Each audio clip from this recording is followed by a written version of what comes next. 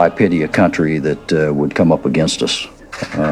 The synergy with air, land, and sea forces and our ability to control the battle space and seize the high ground is devastating. All countries respect the power of the United States and they respect how dominant we are in this region. And we get better and better and better.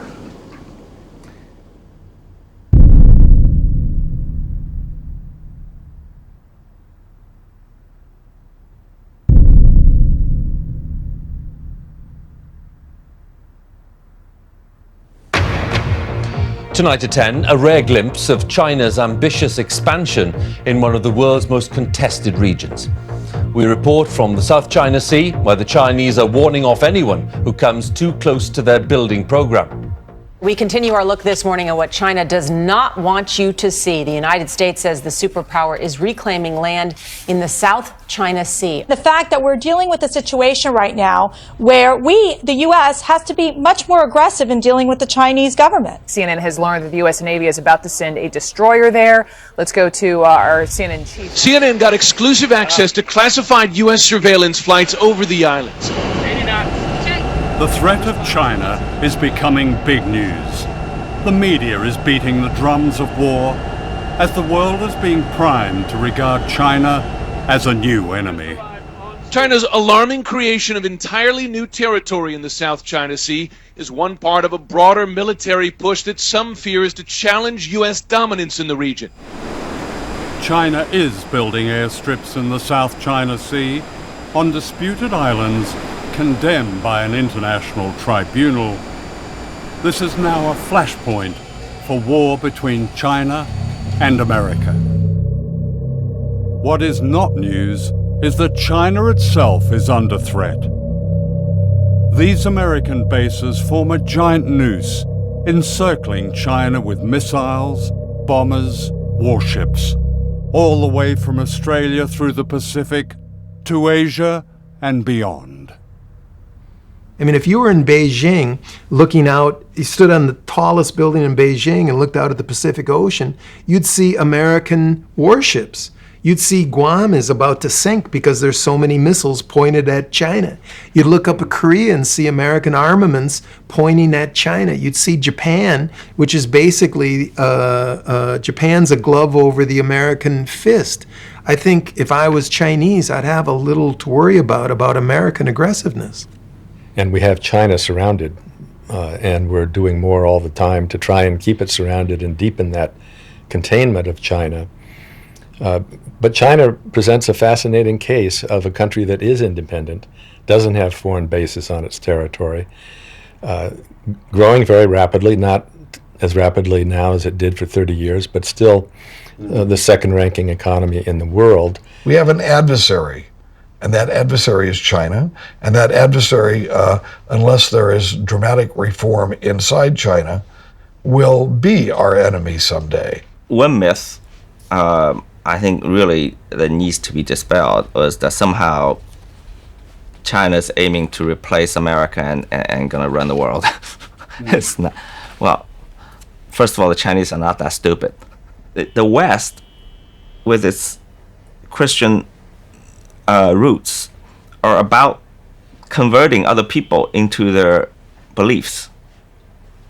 The Chinese are not about that. It's just I'm not degrading the Western culture. I'm just pointing out the inherent nature, the DNAs of two different cultures. The Chinese 2,000 years ago built the Great Wall to keep the barbarians out, not to invade them. As the world's economic power moves rapidly to Asia, the response of the United States is to deploy the majority of its naval forces to Asia and the Pacific. This massive military buildup is known in Washington as the pivot to Asia. The target is China. The great power game in the 21st century is called perpetual war. For America's unchallenged arms industry, the annual prize is huge profits from almost $600 billion of military spending. Once an imaginary weapon on Star Wars, the electromagnetic gun is now reality. You're sitting there thinking about these next generation and futuristic ideas, and we've got scientists who have designed these, and it's coming to life. And the smartest weapons need enemies. As a Pacific nation, the United States will play a larger and long-term role in shaping this region and its future. I have directed my national security team to make our presence and mission in the Asia-Pacific a top priority. In one sense, is the US already at war with China? Yes, on the ground and in the air. The winner of the Nobel Peace Prize, President Barack Obama, has committed to trillions of dollars to our nuclear arsenal. He's committing trillions of future dollars to war in space. And we need an enemy for all this money, and China's the perfect enemy.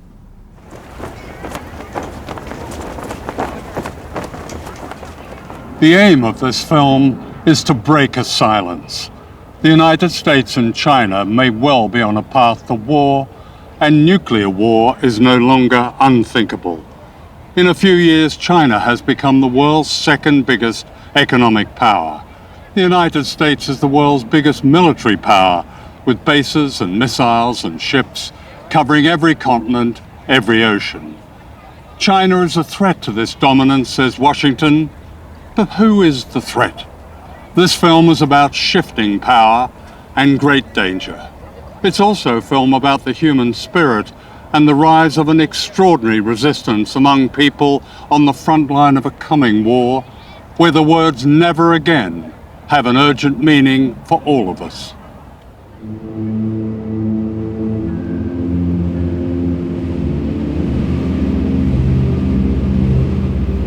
This is Bikini, the rim of an ancient underwater volcano in the Marshall Islands. With its necklace of 23 islands, Bikini is a place of beauty and silence and menace. Look closely where the Emerald Lagoon suddenly falls into a vast black hole. This is the crater of one of the greatest man-made explosions, the hydrogen bomb they call Bravo. It vaporized an entire island and poisoned almost everything and everyone. As our plane flew low, we seemed to touch its deathly void.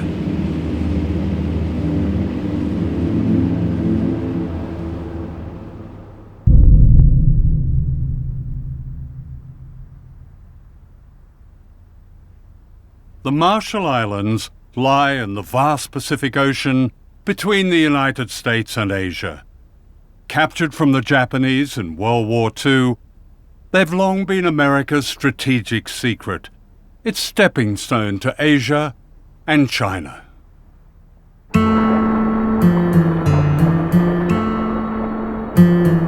People here sustain themselves for thousands of years with abundant fish, breadfruit, and coconuts. They were skilled navigators who sail by the stars. Westerners might call this paradise. Ingat tayo di kualke, ega nang mananteri, cuma nan kalang awalip kay. Medang iyan namin tan nga naya to kanan namin.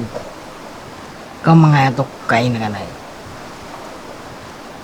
Baru ko na menang kilabero, ur. All that changed in 1946 when the United States took over the Marshall Islands as a trust territory, with an obligation to protect the health and well-being of the people. A nightmare began. The islands were turned into a laboratory for the testing of nuclear weapons and the people into guinea pigs. Crossroads, scene 24, take 2. In this propaganda film, the Bikini Islanders are being deceived. Unknown to them, plans were already underway to destroy their paradise forever. will you ask King Judah that the United States government now wants to attempt to turn this great destructive force into something good for mankind, and that these experiments here at Bikini are the first step in that direction?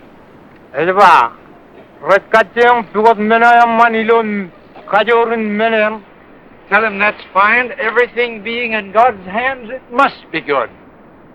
87 ships take positions 3 miles off Bikini to suffer the shattering impact of the 5th atomic bomb. Here will be An armada of warships was assembled in Bikini Lagoon in order to blow them to bits.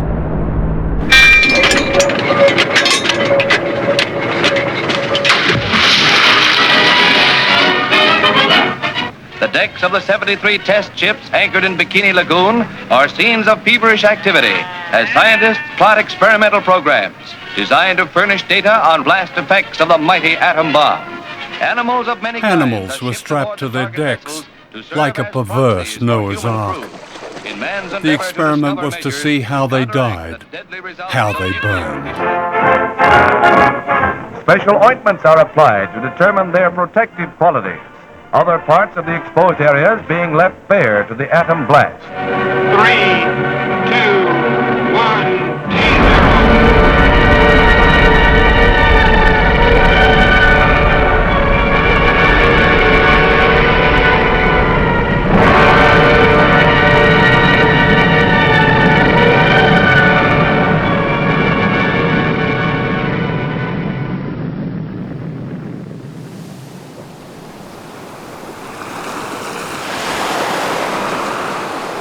Yo, cibungan rane me arud lek pamel. Kami kiri, em rong jaga ingin, ane pulak, enot an tu pulak pamel. Akem jayita, em kemu je yurutongam lag diutongan nabut ido cimarungan rane. Kami iloan enot iya, puyen kain kalarau lek kain kalara enot ngai iya kan merik pulu pro green yellow. Ido tereo ido menako ijo terangan pen rutoro rar kakai riri im chang im ketire ido lo an mo Ilo cipunganin nga parte ko kaya ri kamjang arti bantaw na mlaro nya kay ni gen ko kamjang ilam nak boleh nor partuan pada paano naning kakerja ro nya ka naning kaker enangan eno ti.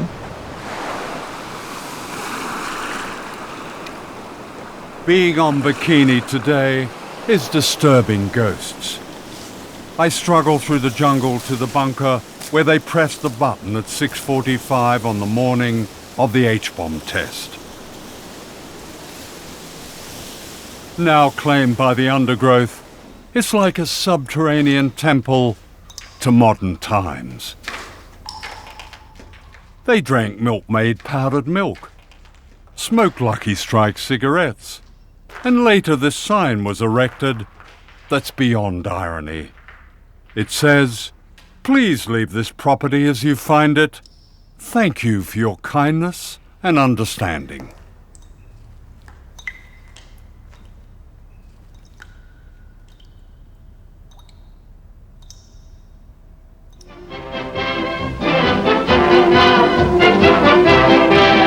The Mamsells give their all for their art, and you can just bet that audience is giving with the wolf calls.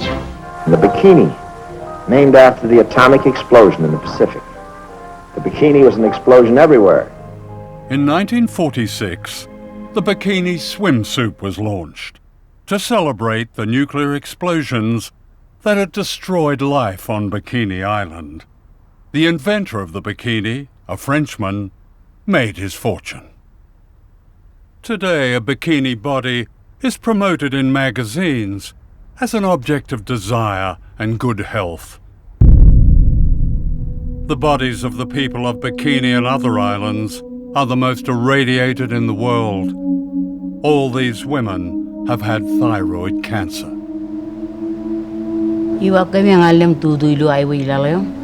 Emlalo puyinan mengo poda go wandeldak yenga lela ping pobu bekemeng tu ja pobu poda ba ngai jo para em pobu mledon dor ngai bara lagi libeng elin cetrana kala kargo delak Ilang armi jirar tem dak rar tairia.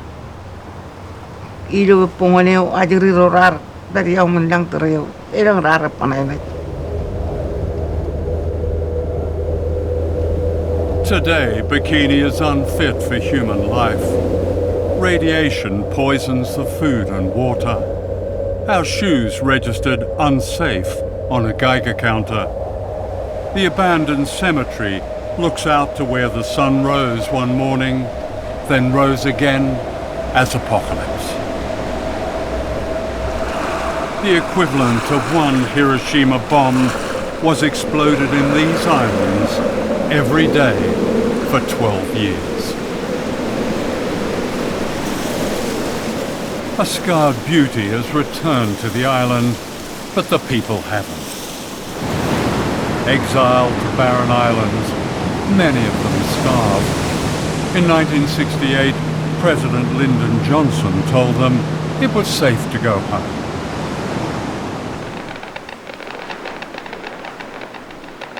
But it wasn't safe, and the US authorities knew it wasn't safe. Ijalaga minin tiamar garar kamananga ngai cep accident aglukun molin garar rar do godin kokuri ijin ya enigan enim im inkiye unair tongom enot program kana itu kan garana kaga yu jongan an cerwal payini pem aga karja accident manai. What happened as a result of the Bravo test was that a cover-up was launched very shortly after March 1. I mean, there's such a history of wrong information, outright lies, deception. There was no attempt to take the most conservative approach and make sure that everybody was okay.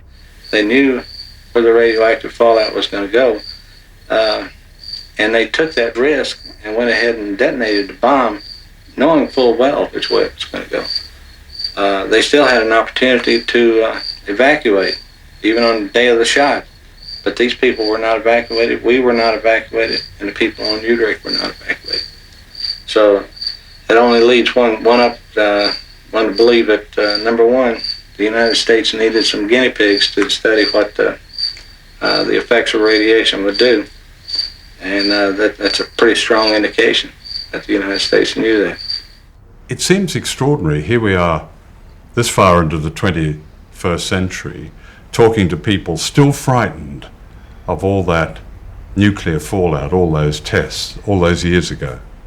The impression I get is that there's so little trust among people. The U.S. is trying to provide as much information, as much good information as we can. Yeah. And so I wouldn't accept the characterization that that there have been lies and cover-ups. The word guinea pigs comes up a lot from these survivors. I would refer you to our embassy website on that. I've read it. And that question was looked at during the Clinton administration, and that was not the conclusion they came to. The secret of the Marshall Islands is Project 4.1. Declassified documents reveal a scientific program that began as a study of mice and became a study of human beings exposed to radiation. Chicago is where it all began, and to the AEC Argonne Labs in Chicago last week came 7 men, natives of the Marshall Islands. Leben is from Utrecht. He and the rest were irradiated by our March 1954 hydrogen bomb test. John is mayor of Rongelap, which is 100 miles from Bikini. John, as we said, is a savage, but a happy, amenable savage. His grandfather ran almost naked on his coral atoll. The white man brought money and religion and a market for his copra. John reads, knows about God, and is a pretty good mayor. The Iron Room is a radiation detector for human beings. Inside, John, the mayor, whose first visit to the white man's country meant San Francisco cable cars and Chicago skyscrapers and streamlined trains, whose first visit to the white man's country meant the Iron Room. A savage governs his life by ritual, and he understands this because he thinks of it as a new ritual, sitting alone inside the room. Outside, a strange kind of priest in a long white coat. When the ritual of the Iron Room was over for John, it began for the others. As each finished, he was told it was over, and he was given apples and other good things to eat. Then he took off the ritual clothing, and the 7 men put on the suits and topcoats they had been lent in Hawaii, which they would return in Hawaii on their way back in the Marshall Islands, in the middle of the Pacific Ocean. United States government documents clearly demonstrate that its scientists conducted human radiation experiments with Marshallese citizens. Some of our people were injected with or coerced to drink fluids laced with radiation. Other experimentation involved the purposeful and premature resettlement of people on islands highly contaminated by weapons tests to study how human beings absorb radiation from their foods and environment.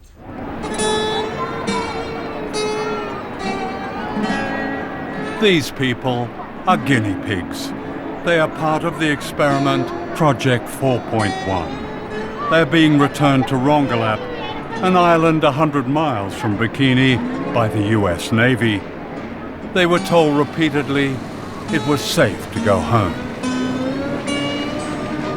This happy couple believed they were going home to safety. The man is John Anjane, the mayor of Rongelap, the happy savage from the Iron Room in Chicago. His wife is Majua, and this is their baby son, Lekoj. They had no idea of the horror that lay ahead. They are being returned to an island described by a US atomic energy official as by far the most contaminated place on Earth. He added, "It will be interesting to get a measure of human uptake when people live in a contaminated environment." The people of Rongelap remained on their poison island for 28 years as guinea pigs, the objects of regular scientific examination. Ngay chập dukun malele lang nangan bijiray walo pera kana kay ngay chap tawi ijajik tanangan bijin ray walo jan cancer mama arbar thyroid per jelelok ni menunongan thyroid me ngay chap rar chap apredi etan palio chadu rar apredi im isbar reaction turuit adrakan turuit mi ngay chap tamak ke tuan accident kan ke talali lu tan The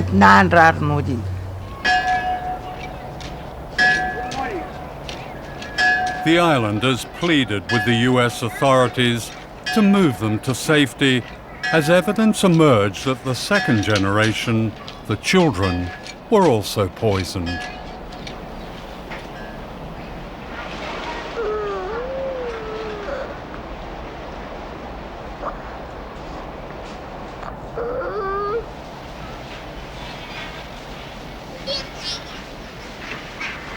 Desperate to leave, the islanders called on Greenpeace to rescue them. This ship, the Rainbow Warrior, moved the entire population to an uncontaminated island. They called it Operation Exodus.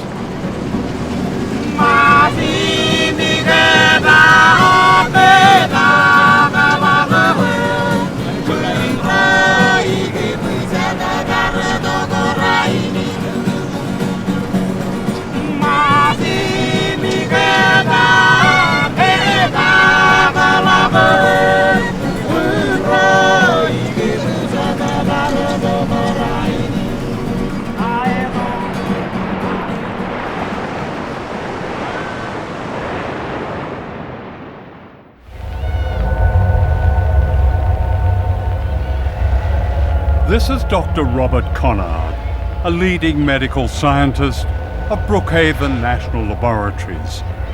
Conard devoted his distinguished career to examining the islanders.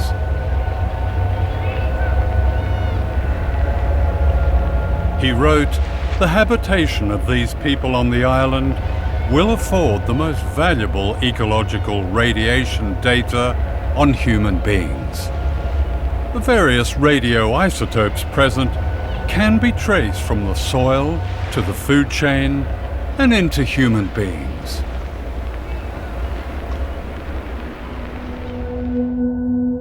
Dr. Conrad gained the trust of whole communities. When he brought the islanders to New York to be examined, he showed them the sights and had them over for a barbecue.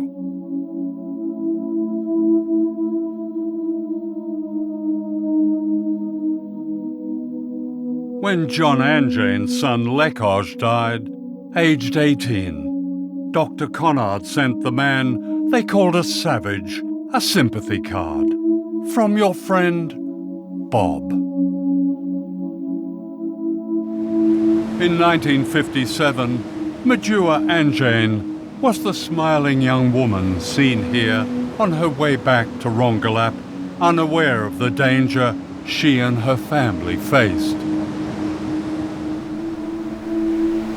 This is Majua 28 years later, grieving the death of her son Lekoj from radiation poisoning.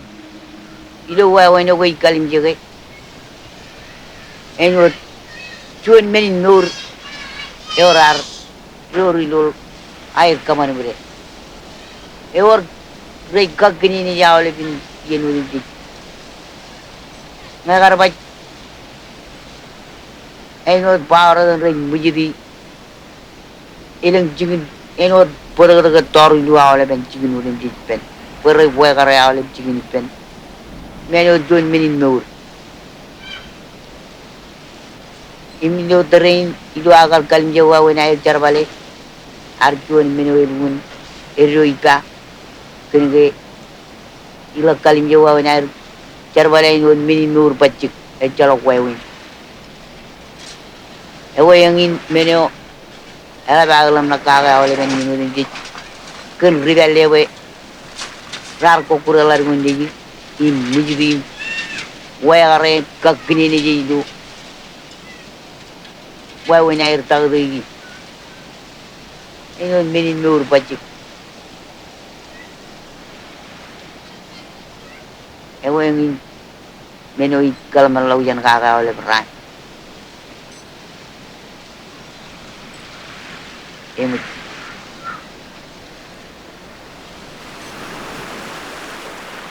Like her son and her husband, Majua died from a virulent cancer.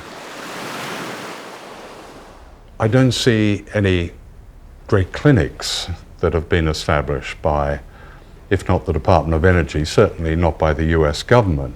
There's a clinic downtown in Mount There's also a whole body counter. You can have the plutonium in your body measured as well. Anyone can for free. This is the plutonium measuring shop, where they'll tell you how radioactive you are. People waiting to be tested are welcome with a video showing their islands being blown up.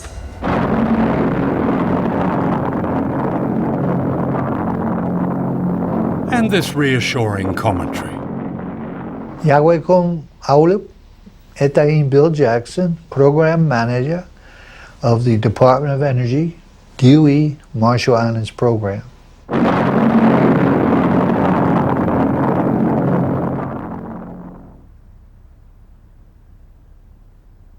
This is Rinok, a refugee from the poisoned island of Rongelap, whose family owned land and lived a secure, prosperous life.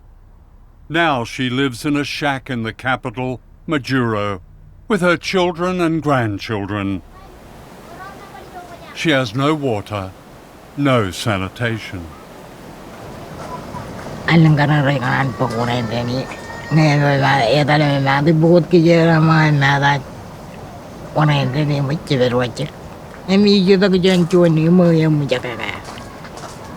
And power, she has electricity.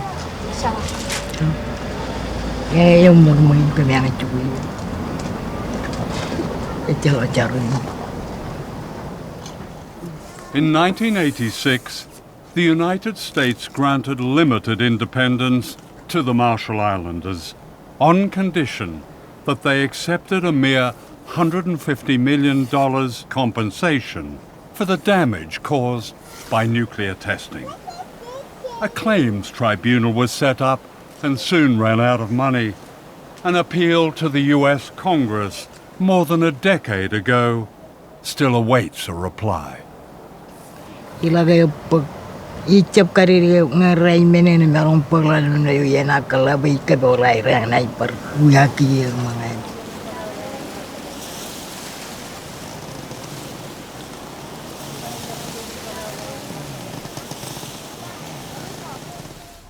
Darlene Keju Johnson was a young health worker who became the champion of her people after she discovered the full extent of their suffering caused by nuclear testing, that many more islands were poisoned than the Americans claimed. This remarkable speech in 1983 broke the silence. I bring greetings from the Marshall Islands and throughout Micronesia. We have hundreds of women who have miscarriages. We have leukemia cancers. We have thyroid cancers. We have stillbirth babies. We have nowadays, I just gone back from home, and I have talked to many women and men in the population, is that we have babies we call jellyfish babies. A baby is born on a labor table, and it moves up and down like this. It's a colorful, ugly thing. It does not shape like a human being. It moves up and down like this on a labor table because that thing is breathing. That is a baby. In 1982, Darlene married Giff Johnson, the author of this tribute to his wife. Darlene was one of the liveliest, most entertaining individuals that I have ever had the pleasure of knowing. She was a voice for the voiceless. Like so many Marshall Islanders, Darlene died of cancer, age 45.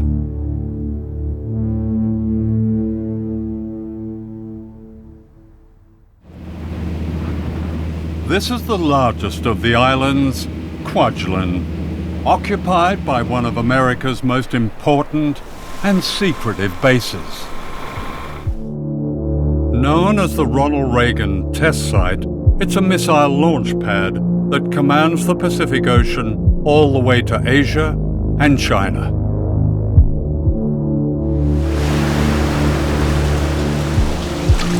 Here, the people of the Marshall Islands are once again being subjected to the testing of weapons of mass destruction designed for a coming war.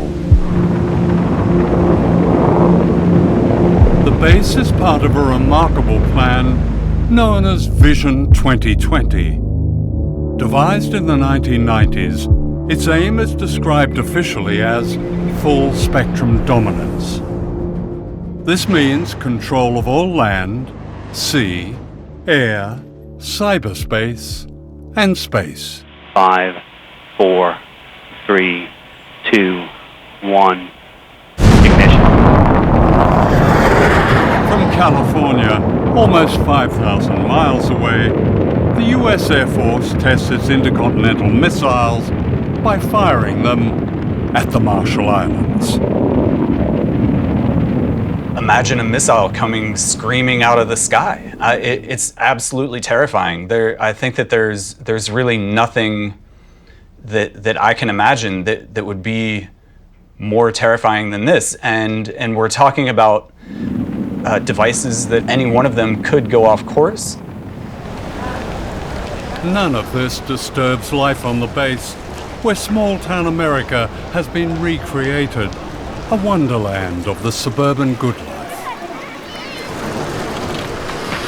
Thank you. Fabulous. But there's nothing better than living on a tropical island. I pretty much have beachfront property, you know? It's great. I love it here.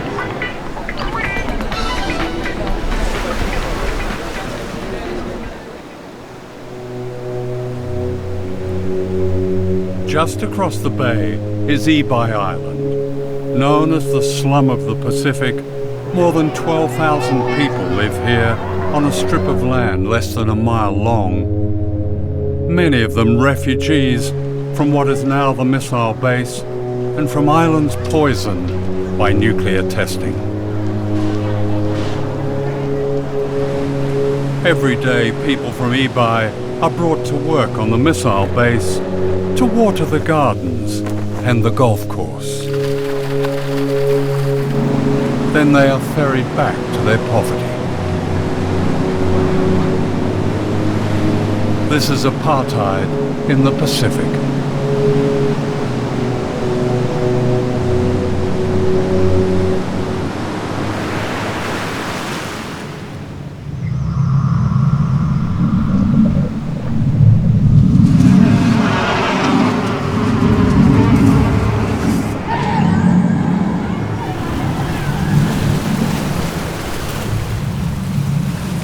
Ibai needs a lot of things. What? Medicine, Getting medicine. education, and job.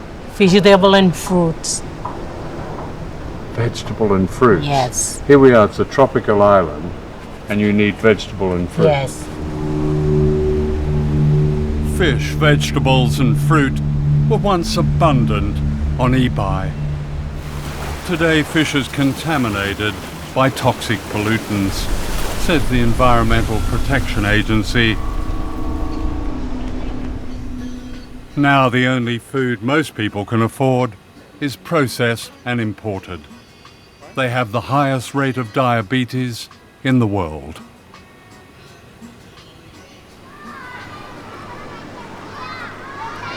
When someone gets really ill, do they go to the hospital over on the base? Because they've got a pretty modern clinic over there. They don't treat them with medicine. They just go there for taking the blood and then X-ray. So what happens when somebody is seriously ill? They cannot do anything. The most consistent example given is the example of the Ronald Reagan missile site and Ibai next to it. On the Ronald Reagan missile site, there's a vivid example of the United States, golf courses and swimming pools and all kinds of amenities. Right next to it is what is called the slum of the Pacific. It's a challenge. Ibai is in great need right now. We've talked about infrastructure. One of the projects the U.S. is working with our Australian colleagues and with the Asia Development Bank is a sewer and water project, desperately needed for Ibai. Ibai is overcrowded, the schools need repair. Actually, the U.S. military did a survey back in the 70s and found that the sewers didn't work and the water didn't run and the electricity wasn't there. It only happened not all that long ago. They found almost exactly the same thing. Why hasn't that been fixed? There's complete agreement that Ibai should be a priority, and not only because of the current activities of the Ronald Reagan Space and Missile Defense Site, but there's also now an additional component that is providing for global security, and that's the Space Fence project by the Air Force. Every missile fired on the Marshall Islands by the U.S. military costs $100 million each. This derelict school bus is the only one on Ibai. They can't afford to replace it.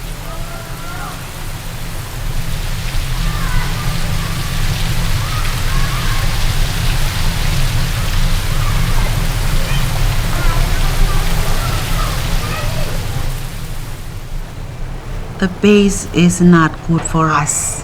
The people of Marshall Islands, we have no need for it. It's being used to test missiles to fire at countries like China. Yes, and anywhere else if they want to. What would you like to see happen there? I want our land back.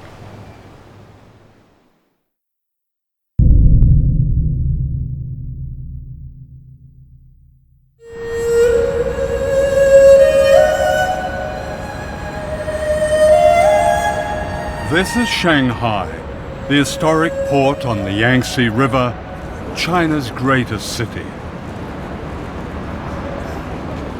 I had arranged to meet the American author James Bradley, whose latest best-selling book, The China Mirage, reveals an extraordinary hidden history of American power and modern China.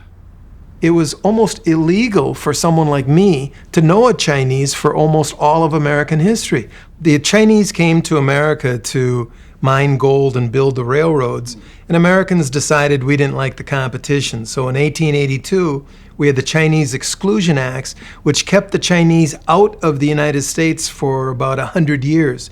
So you have the largest population in the world that can't come to the United States. So at just the point we're putting up the Statue of Liberty saying we welcome everybody, we were erecting a wall saying we welcome everybody except those Chinese. Fear of a rising China today is the latest chapter in a history of propaganda that presented the Chinese as uncouth and infantile.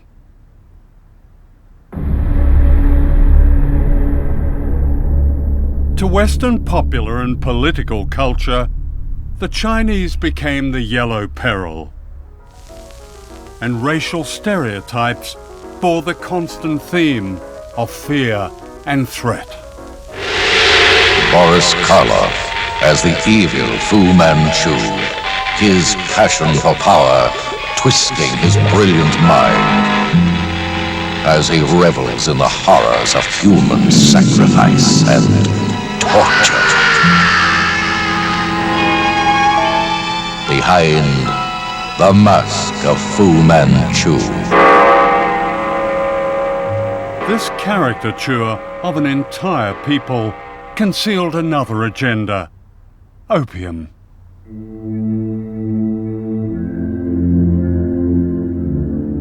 For the American elite in the 19th century, China was a goldmine of drugs. Warren Delano, the grandfather of Franklin Delano Roosevelt, was the American opium king of China. He was the biggest American opium dealer, second to the British. He welcomed the first American ship into China to help out with the opium wars. Much of the east coast of America, Columbia, Harvard, Yale, Princeton, were born from opium money. The American Industrial Revolution was funded by huge pools of money. Where did this come from? It came from illegal drugs in the biggest market in the world, China. Let me get this right. The grandfather of arguably the most liberal president, Franklin Delano Roosevelt, was a drug runner. Yes, sir. Franklin Delano Roosevelt never made much money in his life. He had public service jobs that were very lowly paid, but he had yachts, he had summer homes, he had mansions in New York City. The kids went to private schools.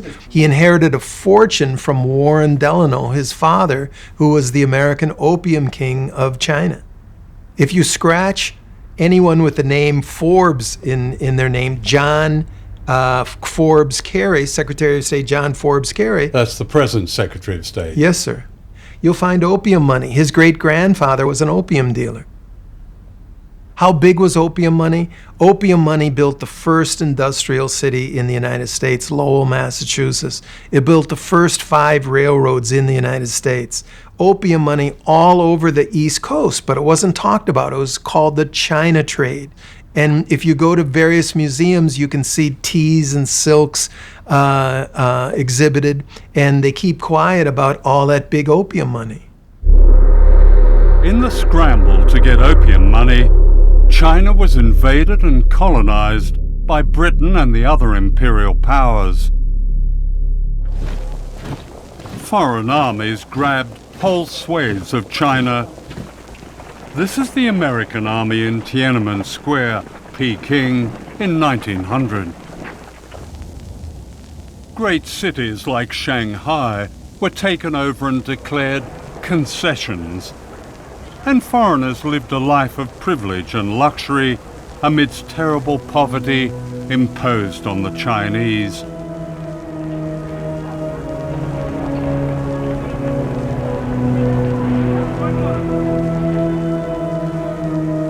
resistance, known as the Boxer Rebellion, was put down with a savagery.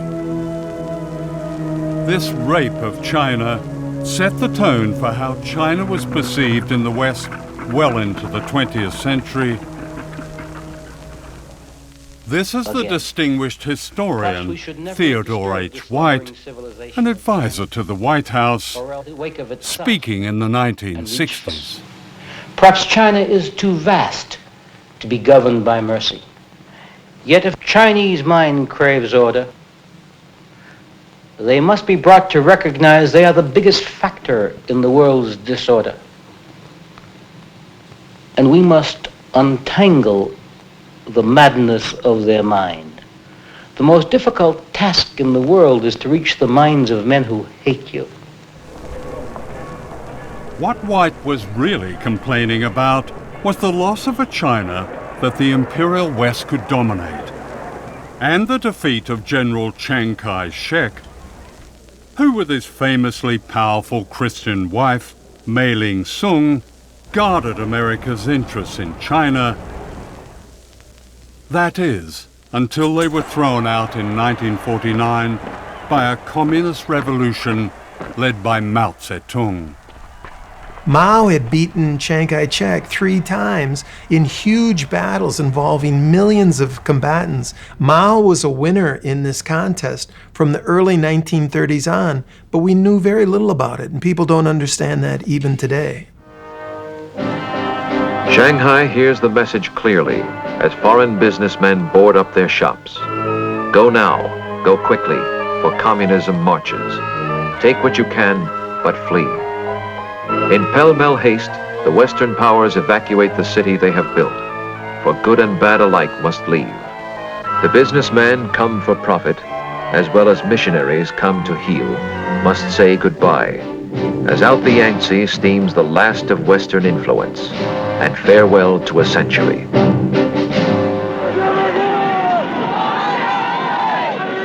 Even today, it's difficult to understand the paranoia ignited by Mao's revolution. As we look at China on the map, we can see that China is the basic cause of all of our troubles in Asia. I believe that for the sake of our safety, it is necessary to be prepared for the possibility of a Chinese missile attack on the United States. One of the myths about Mao is that he was an implacable enemy of the capitalist West.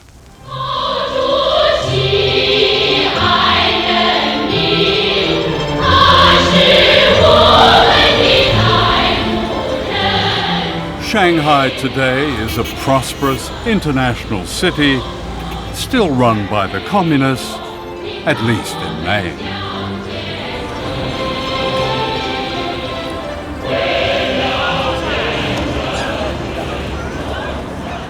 When I was last in China more than a generation ago, the loudest noise was the tinkling of bicycle bells.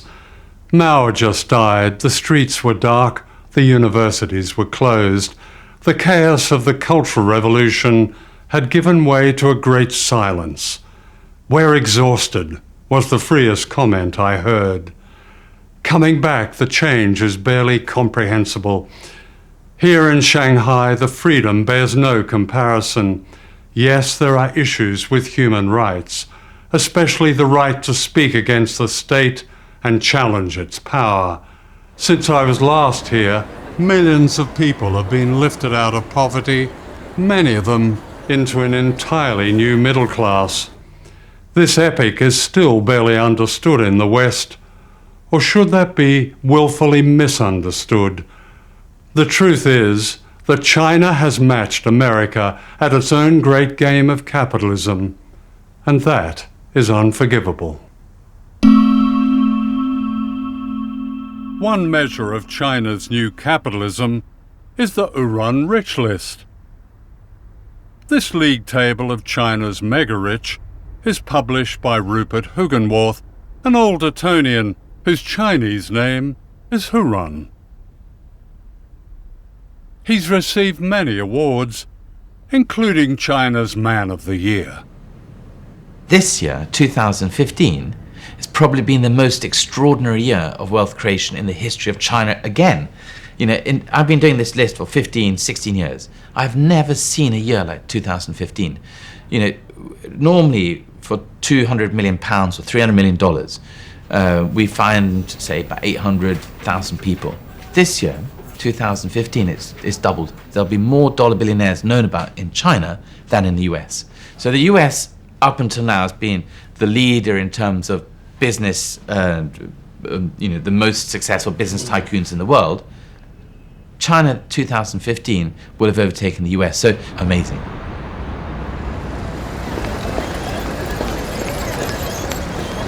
Modern China is full of telling ironies, not least this museum that was once the house where Mao and his comrades secretly founded the Communist Party of China in 1921.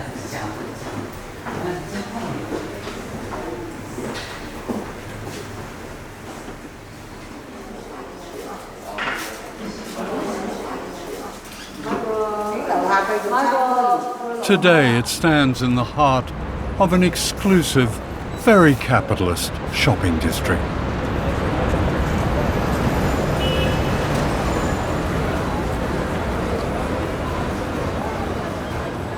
When you leave the shrine to China's Great Revolution, you're confronted by a surreal spectacle.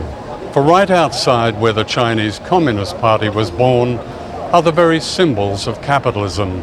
Starbucks, Apple, Cartier, Dolce & Gabbana, and down there perhaps the free market's greatest triumph, bottled water that ensures you live young, costing £6 for a small bottle in my hotel.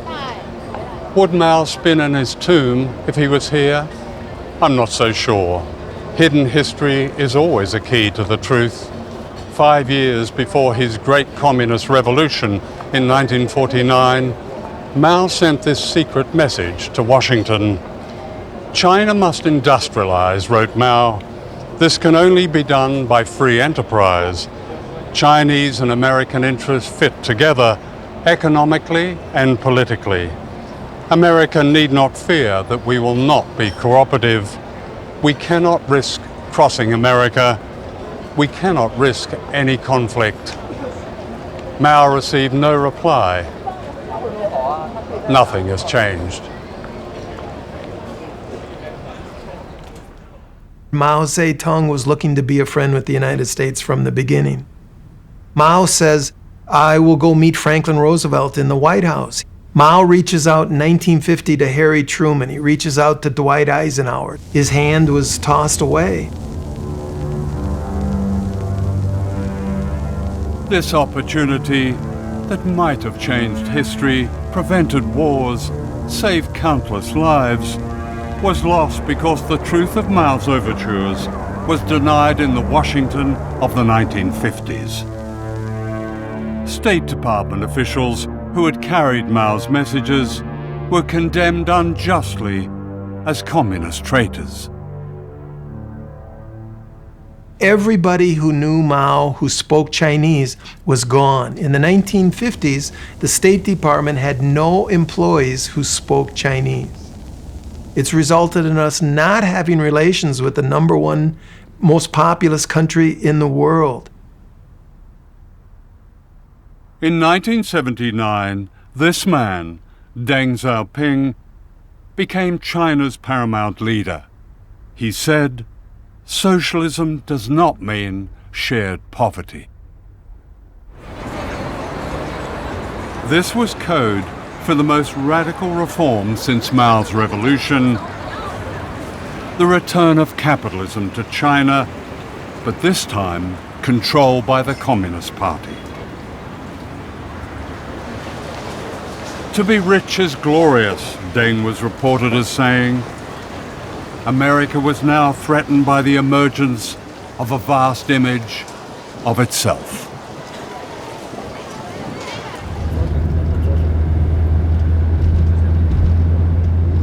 This is one of the many very exclusive gated communities in Shanghai, where an apartment is one of the prizes of the new communism.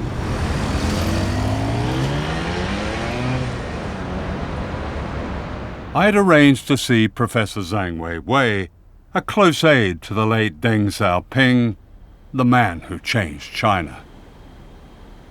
Deng is really extremely long-term visionary, a leader with exceedingly long-term and strategic vision for his country, for his people. And China is still following that path. Yeah. Actually, this is really a tradition from China's long history. You look at even like Mao, he said we should, surpass UK by which year, we should surpass United States by which year. So this tradition continues to this day. Even Xi Jinping today is also doing the same. Actually, what many Chinese have problem with Western media is the stereotypes about China. If you are content with stereotypes, you miss so many things. If BBC broadcasts something, they are happy to always mention this communist dictatorship, this autocracy. No, actually, with this kind of label, you cannot understand this China as it is. But if you watch BBC or CNN or read Economist and try to understand China, it will be a failure. It's impossible.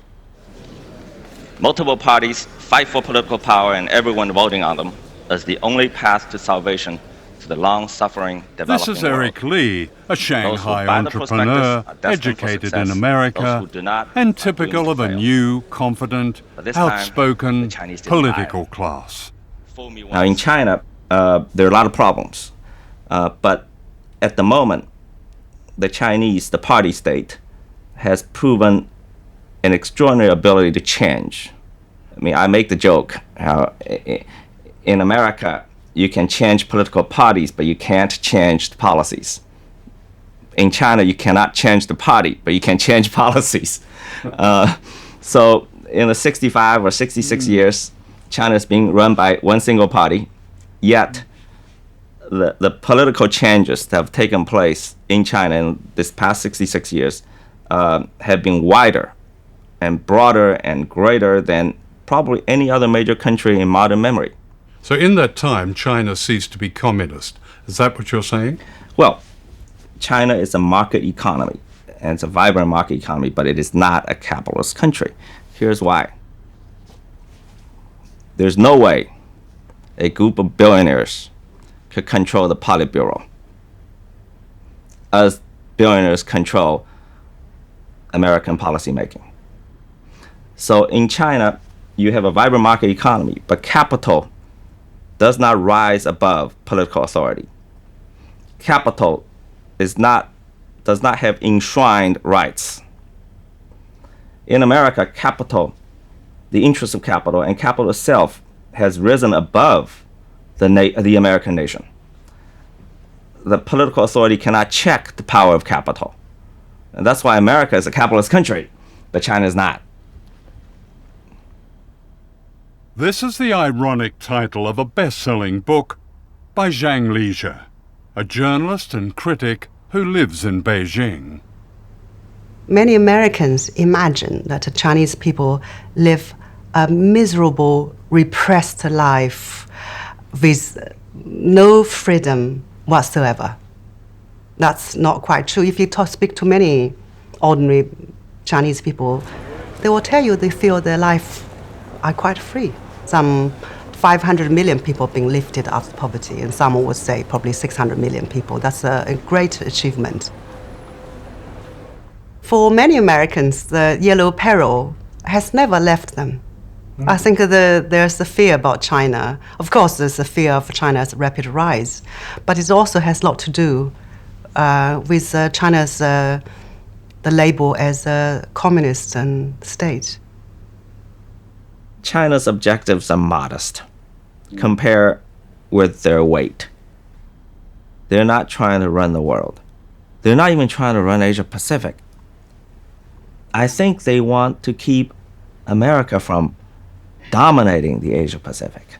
So they have what they believe is their rightful place in Asia Pacific because of long civilization, long history, and their size. So their objectives are really modest compared with their capacity. The wealth, the new wealth in China, they often say this is the product of self-made entrepreneurial skill. Yeah. But is it not also the product of the exploitation of people at the bottom? What are known in China as migrants, but they're not really migrants, they're Chinese. If you really, go to talk to these migrant workers, you will find quite surprisingly, over the past 5 to 7 years, they have experienced a greater income increase than any other social groups. China not a class society. But China is a class society. These are the homes of migrant workers, people who build and service the new China.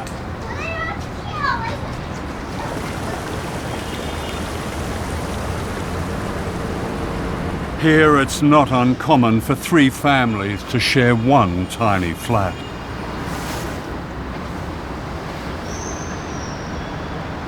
You would associate a socialist country with equality, but unfortunately, since the reform has started, China has become one of the most unequal societies in the world.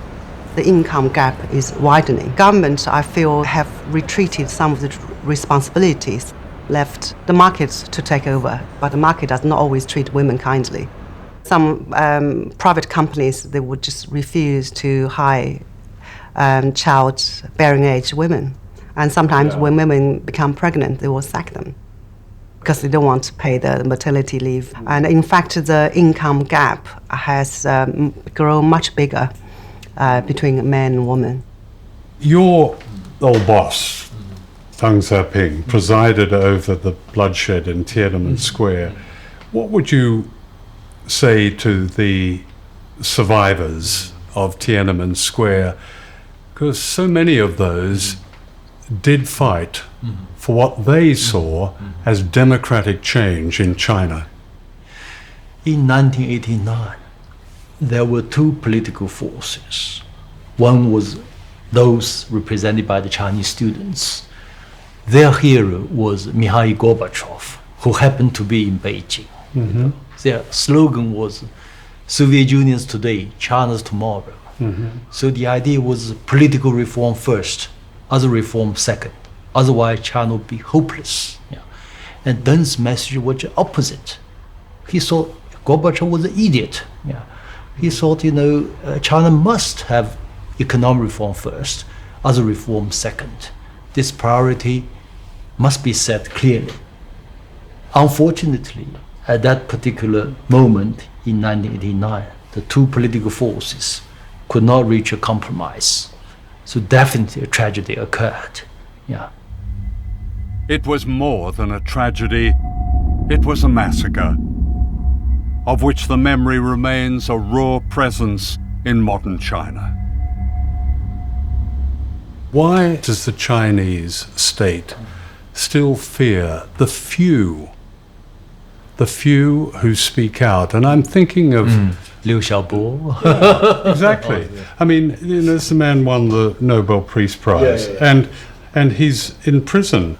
He's violating Chinese law, by a big margin. So, actually, the freedom of expression, similar views are aired by many people, but he's really going to the extreme. Liu Xiaobo challenged the government to implement democratic reforms and has spent a total of 13 years in prison. Why can't a confident China accept a criticism like this? So Nobel Peace Committee makes huge mistake. They owe the Chinese an explanation. If you cross the line, you violate the constitution, you violate so many laws, you should be punished.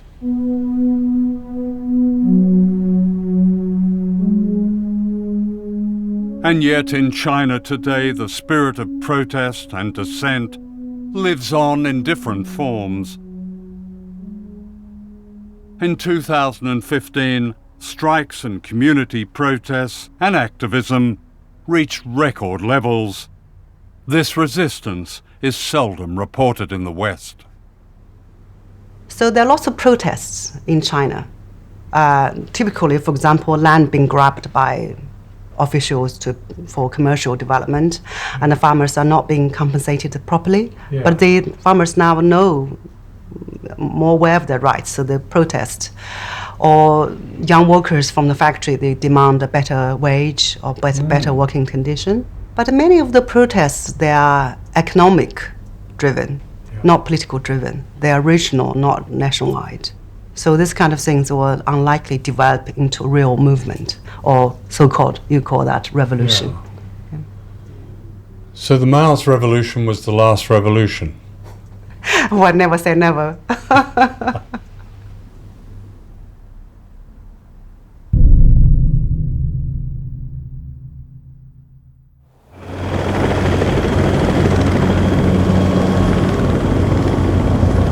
The Japanese island of Okinawa is occupied by 32 military installations.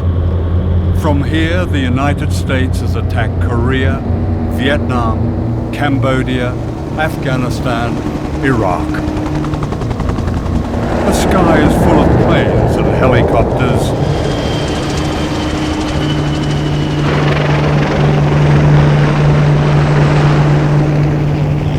Wherever people go, they are fenced in and told to keep out.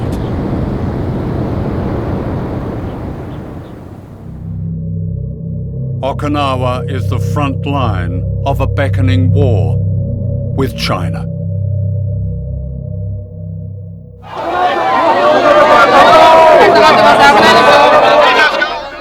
Aged 87, Fumiko Shimabukuro is one of the leaders of a non-violent resistance that's challenging Washington's pivot to Asia.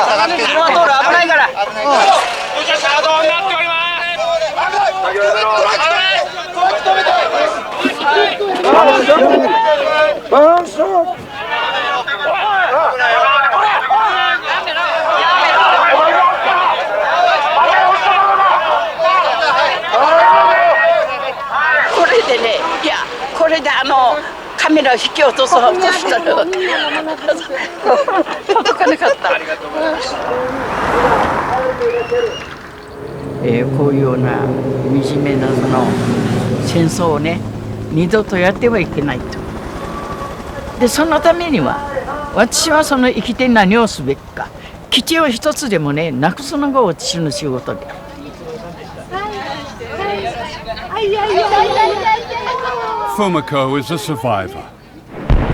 A quarter of the civilians on the island were killed in the American invasion in 1945, and a fear of war has been passed through the generations.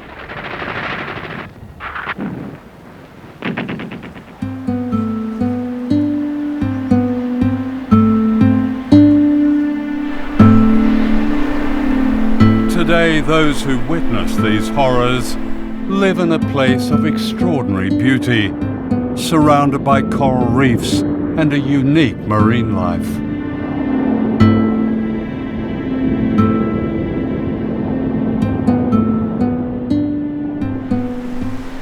It was here in Hanoko Bay that the survivors of World War II sought refuge, and it's this they're now fighting to save. It's an epic struggle that pits these island people against the greatest military power on Earth.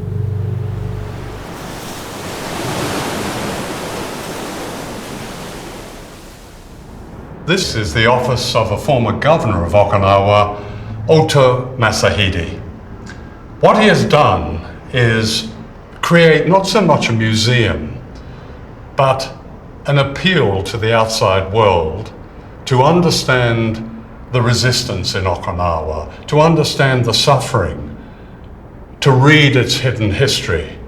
It begins in 1945 when the Americans invaded. Here was General MacArthur arriving in Okinawa. A second invasion happened 10 years later in what became known as the Bulldozers and Bayonets campaign. American forces seized prime agricultural land, burned farmhouses, and killed livestock. The dispossessed people of Okinawa marched the length of Japan, appealing for help.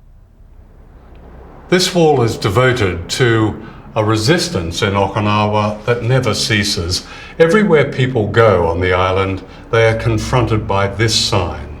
It tells them they must not go past this fence topped with barbed wire. These fences run like great ribbons across the island, and the bases themselves cut swathes across Okinawa. But all around them are people with this continuing demonstration, this continuing resistance. And they have a message. It's people of the world. Watch what Japan and the US are doing. Don't let them force the bases on Okinawa.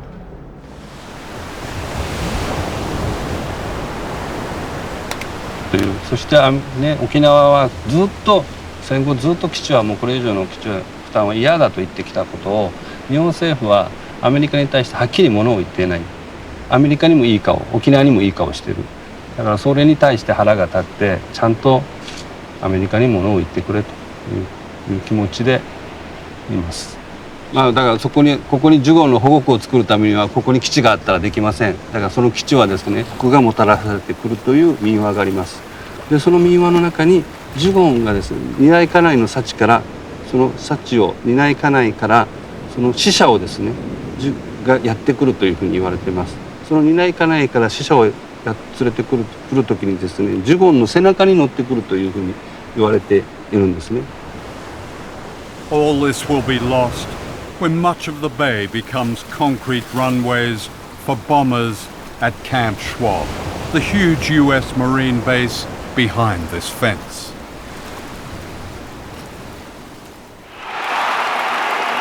In 2014, Okinawa elected a new governor, Takeshi Onaga, who won by a landslide on one issue, stopping the new base at Hanoko. This was election night outside the American base at Camp Schwab. あ、足止めです。こんばんは。はい。ありがとう。ありがとう。ありがとう。やったー。やった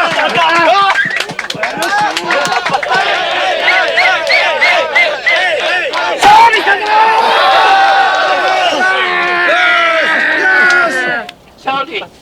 なんとも言えない涙が出てきました。自分たちが頑張った分、でもね、これからその基地がなくなるまで私は頑張りたいと思ってます。本当に今日は生きていてよかったと思います。はい。We shall overcome. We shall overcome someday.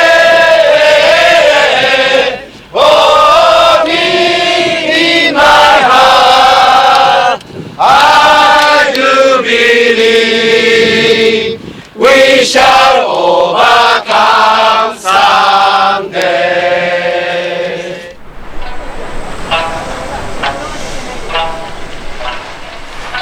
The New Year's celebration of their victory was bittersweet.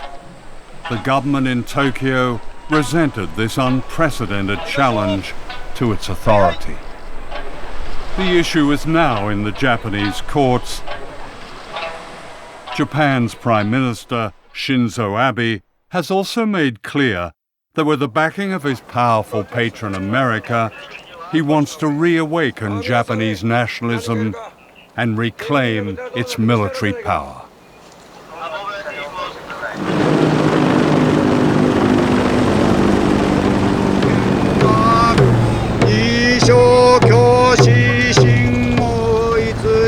While we were filming this ceremony outside the base, on a day when people paid respect to their departed loved ones, giant American helicopters circled above us, intimidating as always.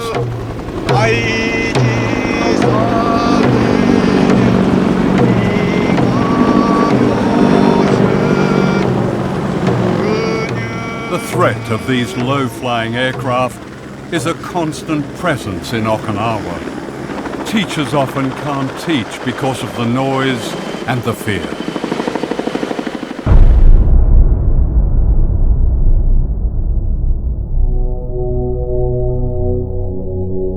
This was the carnage when an American fighter crashed into a primary school after the pilot had ejected to safety.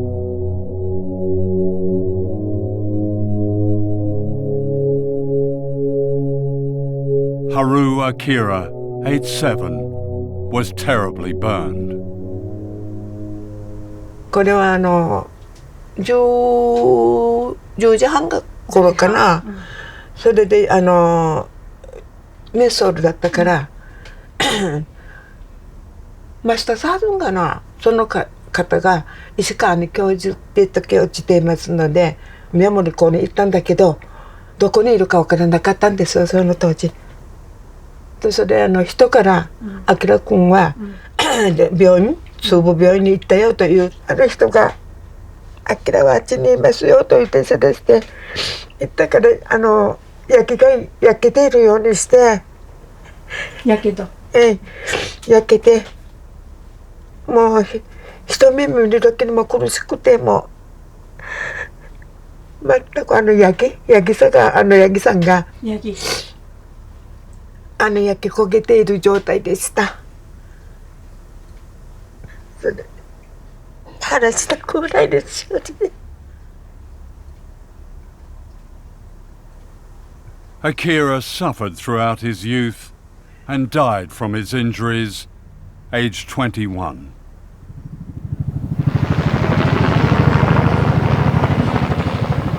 Another tragedy waits to happen on Okinawa.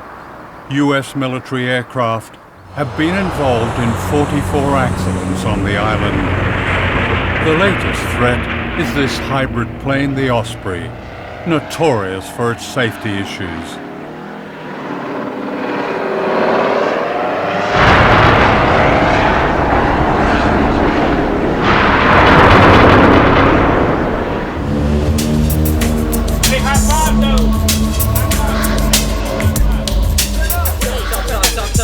Wherever the military is based in Asia, there is a relationship with local people, especially women, that often breeds resentment.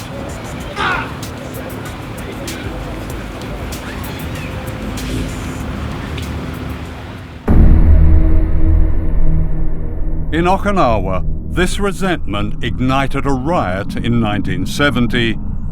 Scores of American GIs were pulled from their cars, which were set alight. For Washington and its compliant ally in Tokyo, it's this kind of insurrection that they fear.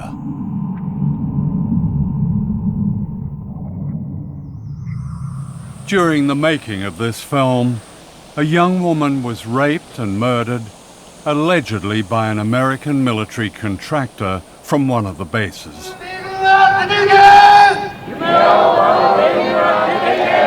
It was the latest of thousands of cases of violence, and it brought massive crowds into the streets, demanding an end to the military occupation of their country.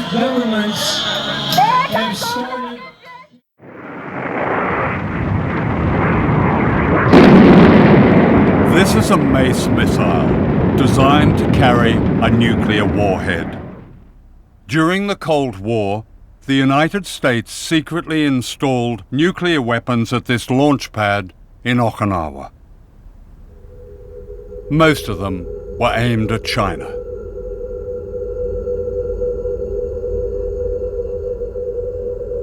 Today, the nuclear missile site is run by a Buddhist organization, the Soka Gakkai, as a peace museum. In 1962, the atomic weapons loaded on the missile was almost launched. They're almost launched? Yeah. According to the spokesman of this military base, said they were ordered to prepare, then received second order to stop it. One of the American servicemen, whose job was to fire the Mace missiles, has since revealed that China was a nuclear target during the Cuban Missile Crisis in 1962. We were told that we had to launch all the missiles, but we only had one missile headed towards Russia, and we did not see why we should have to involve the other countries. The captain suggested that everybody crack the doors open, so it would take less time to launch a missile if the doors were cracked open. One of the launch crews was on the point of firing their missiles when a duty officer suspected the order was false. The launch officer on the B side was told to send 2 men over there with .45s and to shoot anybody that tried to launch until the situation was resolved. And it would only take like 15, 20 seconds to run the distance between the two command centers. So those 2 men kept that whole crew at bay while we made a decision as to what to do. And it wasn't very long, maybe 2 or 3 seconds later, where a very nervous major came over the intercom issuing the stand down order. And then we just kind of looked at each other like we could have exterminated the whole planet. The major who had given the launch order was quietly court-martialed and dismissed from the Air Force. That morning is just as familiar to me and as clear as yesterday morning is. And this is 53 years later. And how clear blue the sky was. And there was just some very light clouds, and there was a perfect breeze blowing and a perfect temperature. I did not know what the temperature was, but it just felt perfect. And we were all just kind of taking it in and taking in the smell of the air and the sea and the land mixture together, and everything smells so beautiful. This is very interesting because it shows the cities in China where these Mace missiles were aimed at. Yes. Which ones do we have here? This is Okinawa Island. So within 2,000 kilometers, you find Peking or Beijing, Xi'an, UK, and Hong Kong, Shanghai, Taiwan, Taipei, and Pyongyang, North Korea, within the range of missile.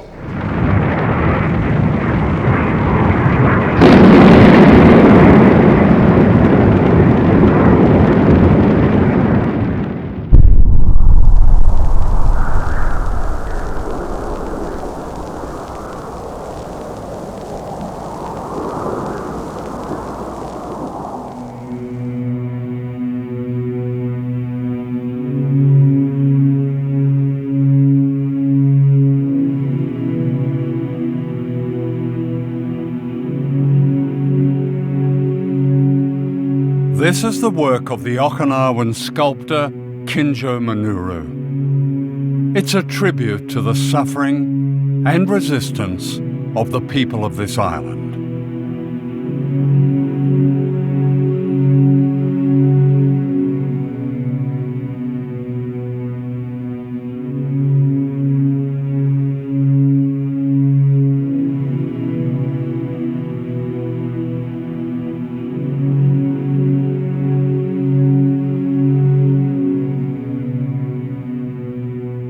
More than 1,000 miles away, on the Korean island of Jeju, these symbols of struggle are hauntingly similar.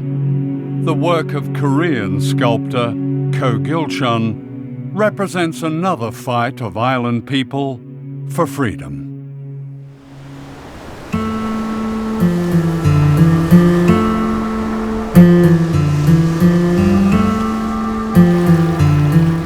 A semi-tropical sanctuary of unusual beauty, Jeju Island is a World Heritage Site. The government of South Korea declared it an island of world peace.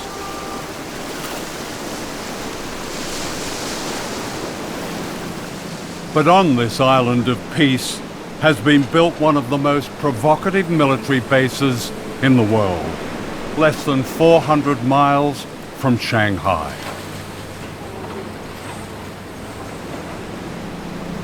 Like Okinawa and the Marshall Islands, this is America's front line in its so-called pivot to Asia. Here in once unspoiled Ganjung village, the South Korean Navy has built a base for American aircraft carriers, nuclear submarines, and destroyers equipped with the Aegis ballistic missile aimed at China's defenses. China's lifelines to the world in oil, trade, resources depend on shipping that comes through choke points like this. The U.S. pivot into the Asia-Pacific is really intended to create the ability to put a loaded gun to the head of China and say, you will do as we say, otherwise we will be able to restrict, we will be able to shut down, choke off your importation of oil and other resources.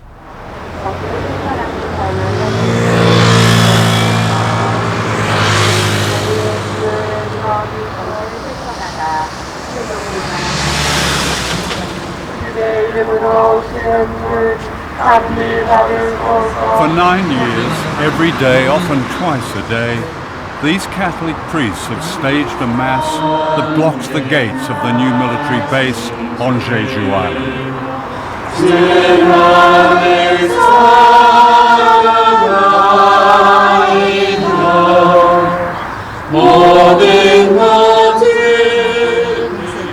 In a country where political demonstrations can be easily banned, unlike powerful religions, the tactic has produced this spectacle of resistance.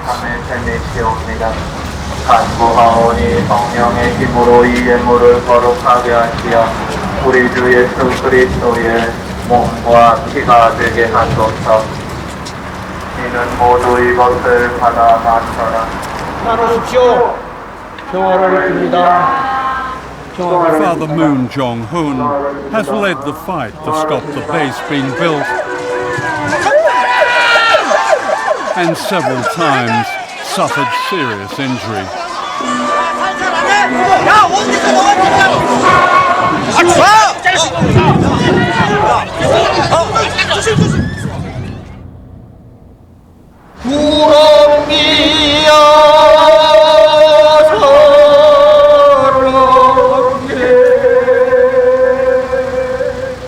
I sing 4 songs every day, before Mass, during the Mass, at the end of the Mass, and the end of the Rosary. Yeah. The content of song is very beautiful. The writer and the composer is the musician from this island. So I love him very much. And he gave me the song if I practice. And I became a master to sing that song because I practice every day. Well, you sing it with such passion.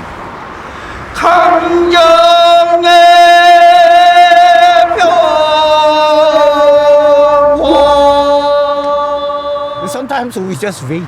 Typhoon, typhoon struck. Do you sing then? Do you have a mass when the typhoon strikes? Oh yes, during this, no exception. What will happen if this base becomes operational? They have destroyed the environment, destroyed the life of villagers.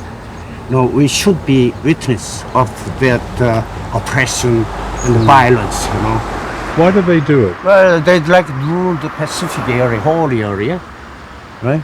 They'd like to make China isolated in this globe. Yeah. It means U.S. government want to be emperor of this world.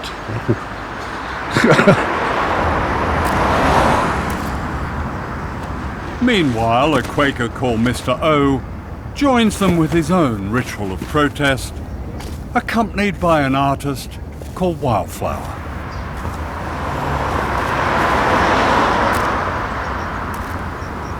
오초근 선생님이 삼보일배를 하다 보면 이렇게 바닥에 숙여야 되잖아요. 그래서 차들이 올 때 못 볼 수 있어요. 매우 위험하죠. 그래서 제가 뒤에서 좀 눈에 띄게 이렇게 하고 있으면 그런 교통사고를 막을 수도 있고요. 저도 제 바느질이 명상이라고 생각하거든요.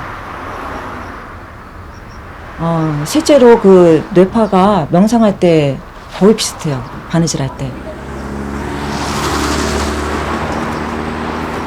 저는 저 해군기지가 명백하게 미국의 전쟁기지라고 생각해요. 그래서 배칠과 더불어서 우리나라 한반도 남쪽, 전쪽, 서쪽으로 미군 기지가 들어있어요.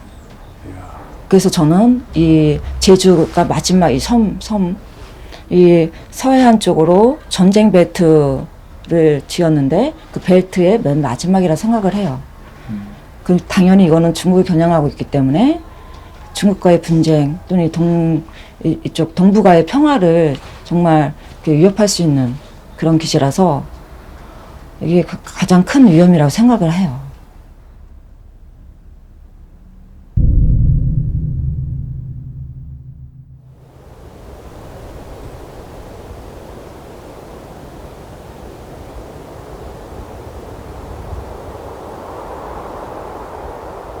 This is the center of an empire that never speaks its name, whose power is represented in this extraordinary world map of American military bases.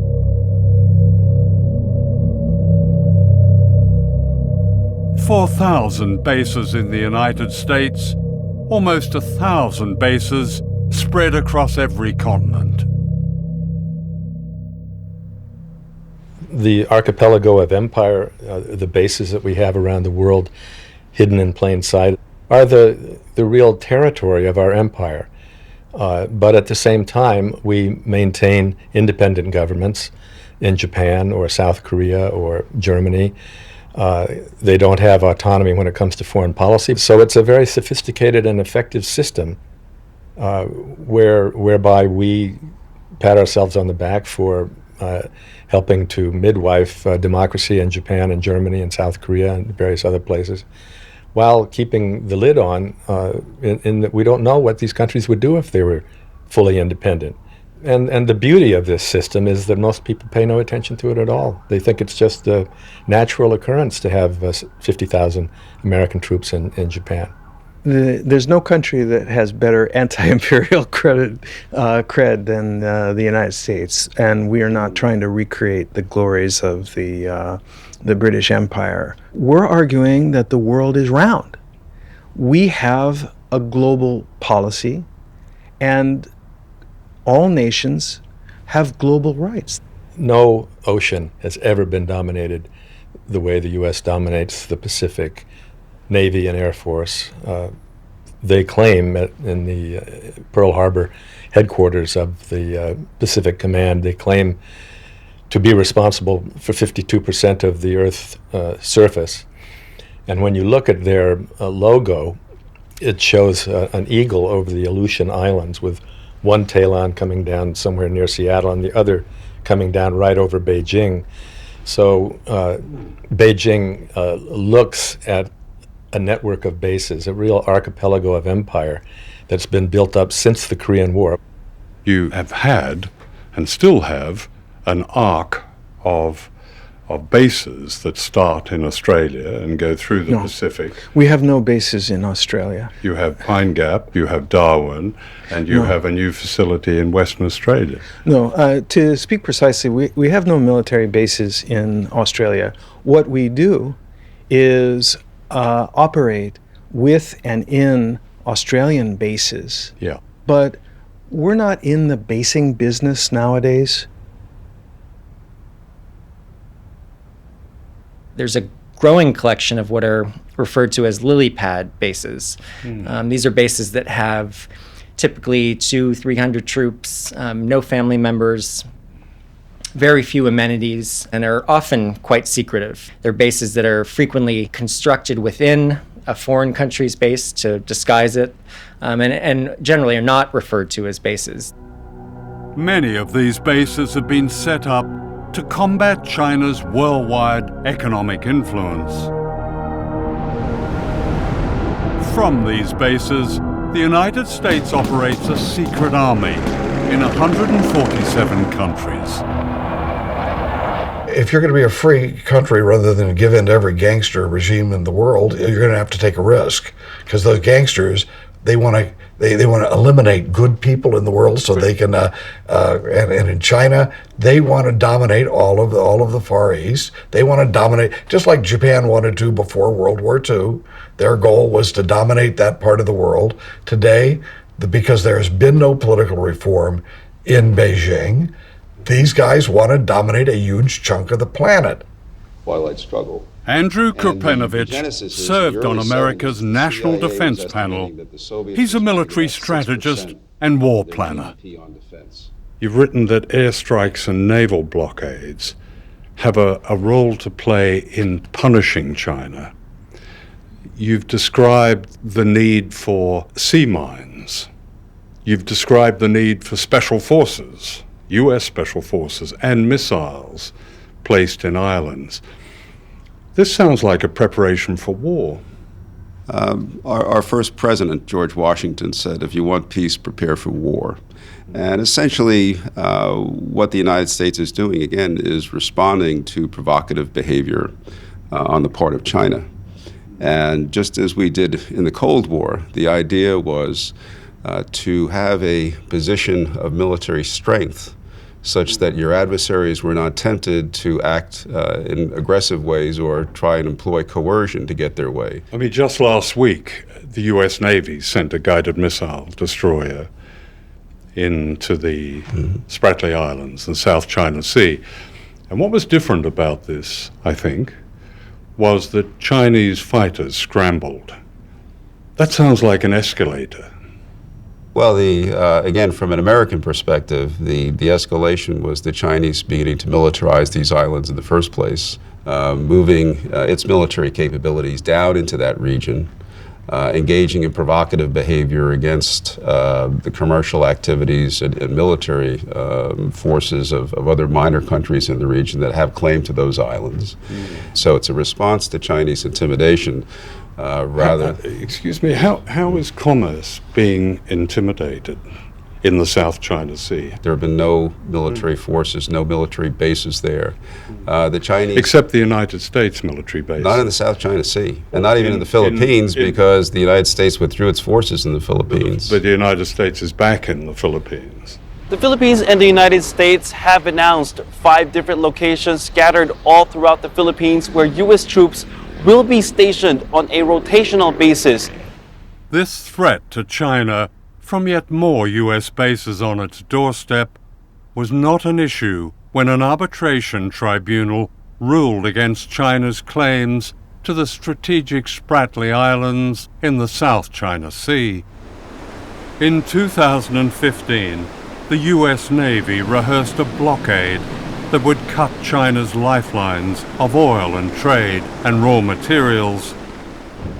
The danger of confrontation grows by the day. The US Navy is on the doorstep of China, regardless of disputed islands, and is there with low-draft ships, planes, battle groups. It's right on the doorstep. What if Chinese ships, what if the equivalent was off California?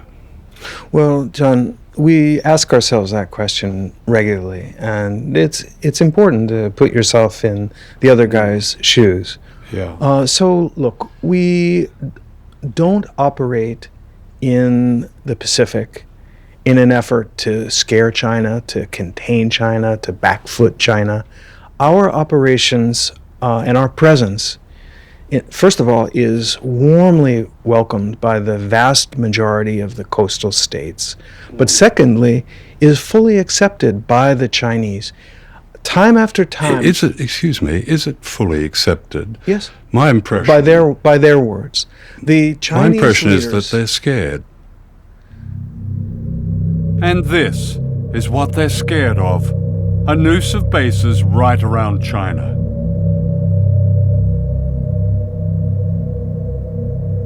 Missiles, bombers, drones, warships. A provocation of war. Today, I state clearly and with conviction America's commitment to seek the peace and security of a world without nuclear weapons. Under Obama, nuclear warhead spending has risen higher than under any president since the end of the Cold War.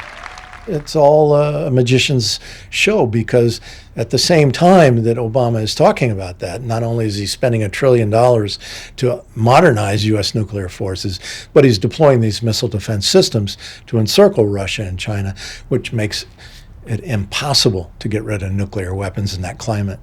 Everybody wants to look like they're tough. See, I got to be tough. I got to show you, I'm not afraid of doing anything military. I'm not afraid of threatening. I'm a hairy-chested gorilla. And, and you don't want to look like you're weak. So what you do is you talk more and more aggressively, and if you don't want to do it yourself, because you maybe think it doesn't look very presidential, you let somebody under you do the talking.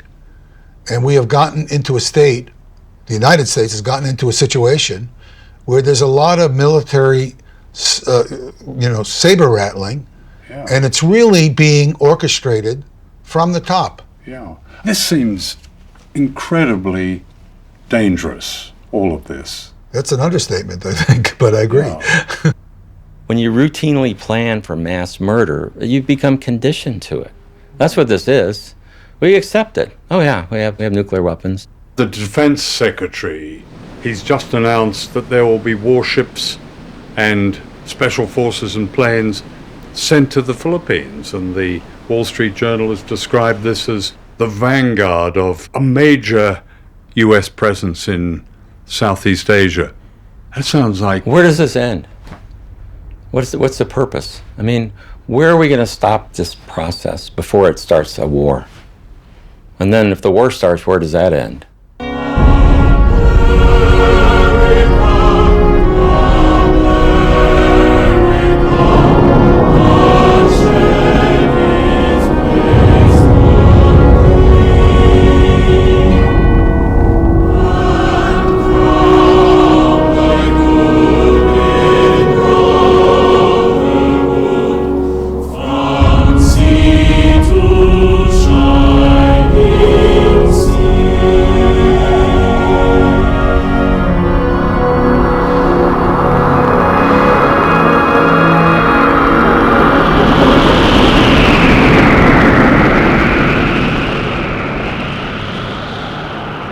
The scientific studies that I teach by the scientists that predict that the Earth can be made essentially uninhabitable from nuclear war, the scientists have been begging the Obama administration, well, they wouldn't say begging, but they've made multiple requests to meet with them and discuss these predictions because they're peer-reviewed studies, and they've been turned down over and over again.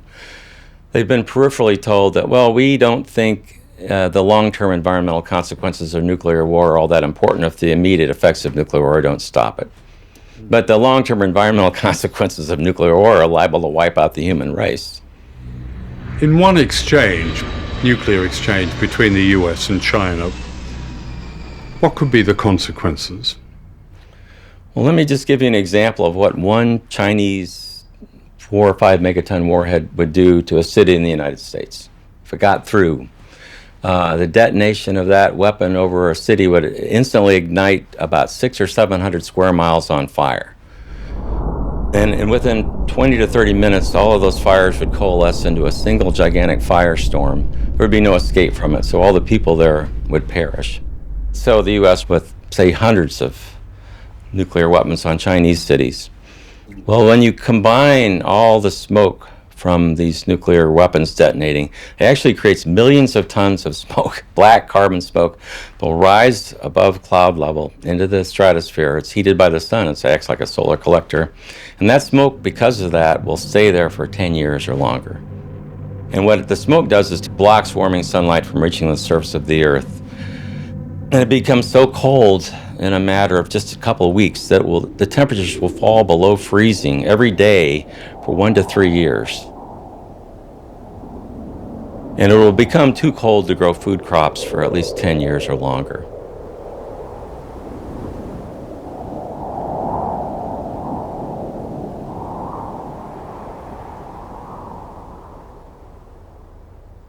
I mean, there's like a total disconnect with the changing world. You have a giant rising power, in this case China. Why would you expect a giant rising power to not want to have more control over its destiny?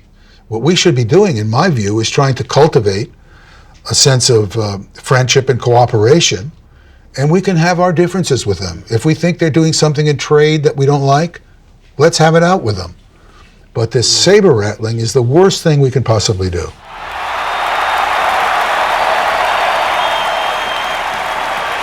It is time to show the whole world that America is back, bigger and better and stronger than ever before.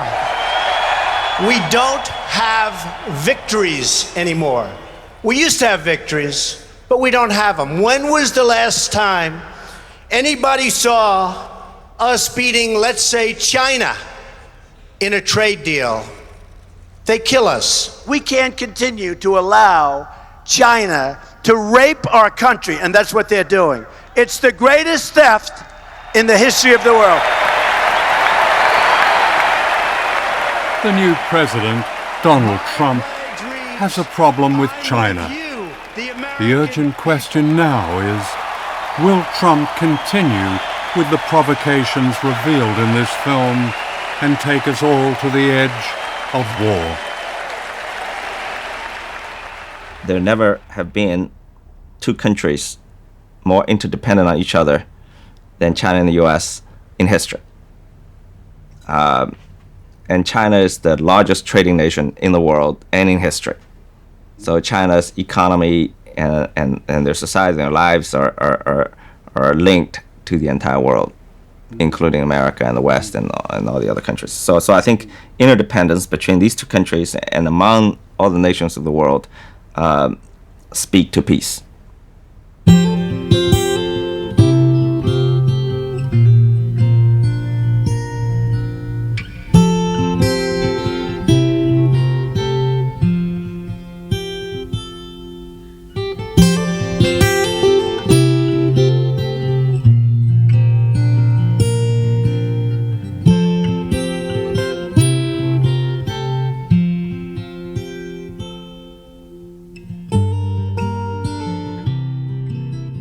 We don't have to accept the word of those who conjure up threats and false enemies that justify the business and profit of war if we recognize there is another superpower. And that's us, ordinary people everywhere, like the people of Okinawa, Jeju Island, the Marshall Islands, China, the United States. By speaking out, they deliver a warning to all of us. Can we really afford to be silent?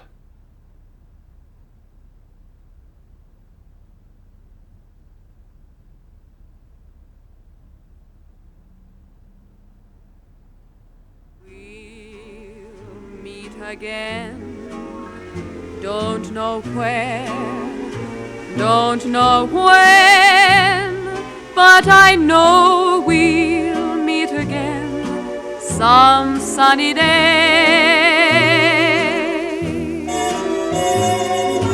Keep smiling through, just like you always do, till the blue skies drive the dark clouds far away.